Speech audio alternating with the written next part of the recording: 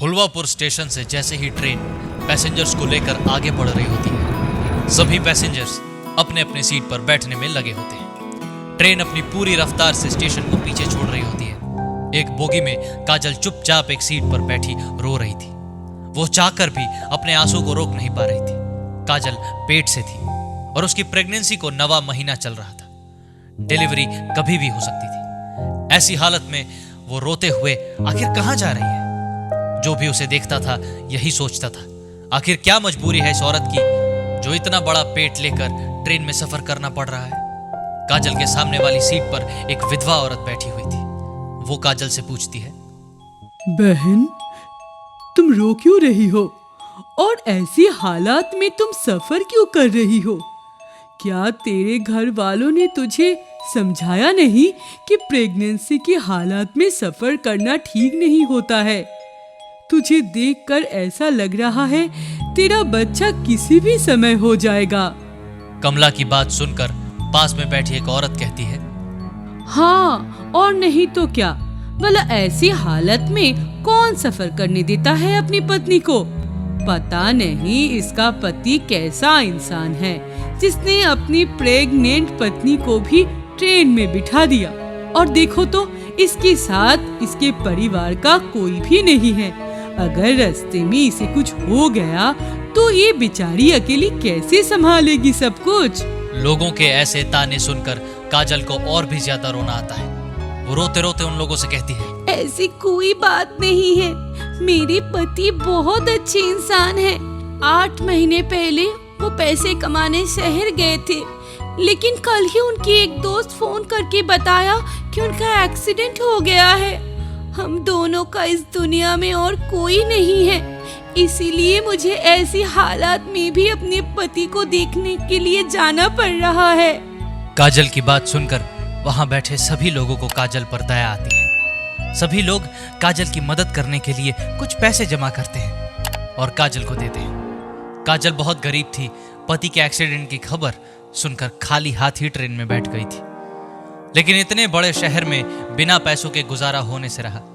यही सोचकर काजल न चाहते हुए भी उन लोगों से पैसे ले लेती है और रोते हुए कहती है, आप लोगों का ये एहसान मैं जिंदगी भर नहीं भूल पाऊंगी। अगर मैं इतनी मजबूर ना होती तो आप लोगों से पैसा कभी नहीं लेती, लेकिन मैं खाली हाथ जाकर अपने पति की मदद कैसे कर पाऊंगी? पता नहीं उनकी हालात कैसी होगी, हॉस्पिटल में कितना पैसा खर्चा होगा। अरे बहन, ऐसे रोते नहीं है, सब ठीक हो जाएगा। तुम बस हिम्मत रखो, क्योंकि तुम्हारे रोने का असर तुम्हारे बच्चे पर भी पड़ेगा। कुछ देर बाद काजल ट्रेन में बने टॉयलेट में जाती है। टॉयलेट करके जब काजल बाहर आती है, उसके पेट में दर्द होना शुरू हो जाता है। काजल अपने पास बैठी विधवा औरत कमला से कहती है, बहन जी, मेरे पेट में बहुत दर्द हो रहा है। ये दर्द मुझसे बर्दाश्त नहीं हो रहा है। अरे, लगता है इसकी डिलीवरी का समय आ गया है। कमला के पास बैठी हुई दूसरी औरत कहती है, हे भगवान, बेचारी पर कैसी मुसीबत आन पड़ी है। लगता है अब हम लोगों को ही इसका मदद करना पड़ेगा। तुम सब एक काम करो, अपने बैग से एक एक साड़ी निकालो और उसके आसपास गोल घेरा बना दो। बाकी सब मैं संभाल लूंगी। काजल का दर्द बढ़ता ही जा रहा है। वो अपना पेट पकड़कर चीखने चिल्लाने लगती है। सभी औरतें मिलकर साड़ी का एक गोल घेरा बनाते हैं और कमला काजल की डिलीवरी करती है। उसे एक सुंदर सी बेटी होती है। काजल अपनी बेटी को देखकर बहुत खुश होती है। रात को जब काजल सो रही होती है, तभी कमला उसकी बेटी को लेकर चुपके से ट्रेन से नीचे उतर जाती है। सुबह जब काजल की नींद खुलती है, अपनी बेटी को वहां ना पाकर वो बहुत रोती है और सबसे पूछती है, किसी ने मेरी बेटी को देखा है क्या? भाई साहब, आपने मेरी बेटी को देखा है क्या?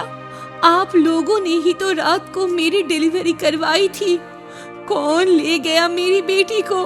हे भगवान, अब मैं कहाँ ढूंढूंगी अपनी बेटी को? नहीं बहन जी, मैंने तो नहीं देखा। और जिन लोगों ने आपकी डिलीवरी करवाई थी वो तो पिछले स्टेशन पर ही उतर गए।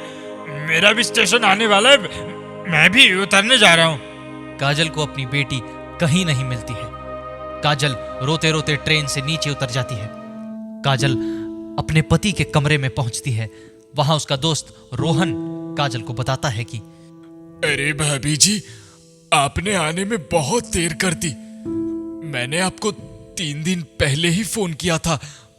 अब तो आपके पति इस दुनिया में नहीं रहे। आपके पति की मौत हॉस्पिटल में हो गई थी। लाश को लावारिस समझकर हॉस्पिटल वालों ने उसे मेडिकल कॉलेज में भेज दिया था। अब तो आपको उनका अंतिम दर्शन भी नहीं हो पाएगा। नहीं भैया, ऐसा मत कहिए। मेरे पति मुझे छोड़कर नहीं जा सकते हैं। हे भगवान, ये कैसी परीक्षा ले रहा है तू मेरी। एक ही दिन में मेरे पति और मेरी बेटी सबने मेरा साथ छोड़ दिया। मेरा घर उजड़ गया।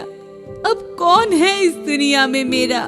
काजल के ऊपर एक के बाद एक अचानक आई मुसीबतों की वजह से काजल का दिमागी संतुलन खराब हो जाता है और काजल पागल हो जाती है। कुछ दिन शहर में भटकती हुई वो बस अपनी बेटी को ढूंढती रहती है। एक दिन किसी तरह वो ट्रेन में बैठकर अपने गांव वापस आ जाती है। अब वो पूरे दिन गांव में पागलों की तरह इधर उधर भटकती और अपने पति और अपनी बेटी की याद में रोती रहती थी। गांव वालों को उस पर बहुत दया आती है। गांव के लोग सुबह शाम उसे खाना दे दिया करते थे, जिससे उसका गुजारा हो जाता था। रात होते ही वो गांव के मंदिर में जाकर सो जाया करती थी।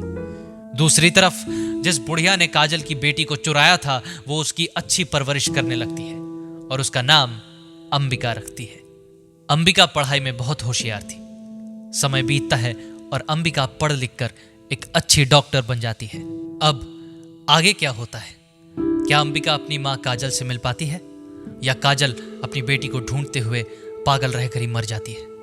ये जानने के लिए जुड़े रहिए हमारे साथ।